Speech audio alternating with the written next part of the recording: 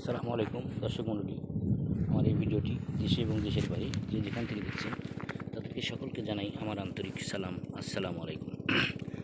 লতিরাজ বাড়ি এক, আমি সেটা আমাদের জমিটাও দেখাচ্ছি যে কিভাবে একটি গাছে থেকে লতি বের হয় এবং কি পরিমাণ লতি বের হয়।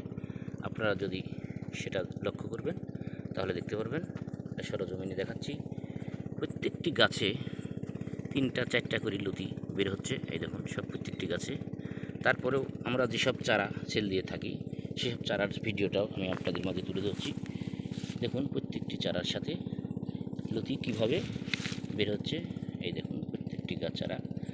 আমি একা ভিডিও করি, মানুষ লাগে না, মানুষজন দিয়ে আমি করি না। আমি নিজে যতটুকু শ্রম দিয়ে আমার জমিতে আমি অতটুকু ভিডিও করার চেষ্টা করি এবং এইভাবে তুলে ধরি মানুষের কাছে।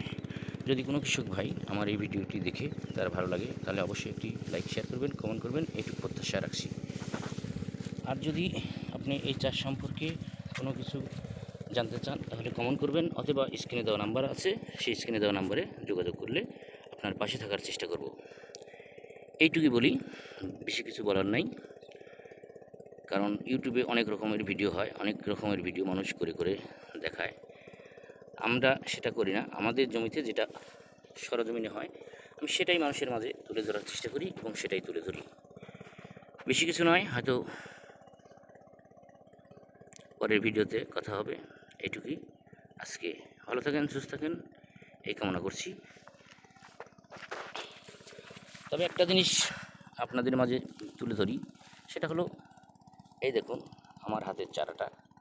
প্রত্যেকটি চারার কী অবস্থা, প্রত্যেকটি চারার মাঝে এরম লতি রয়েছে এবং প্রত্যেকটি চারার সাথে 1-2টা করে লতি বের হচ্ছে।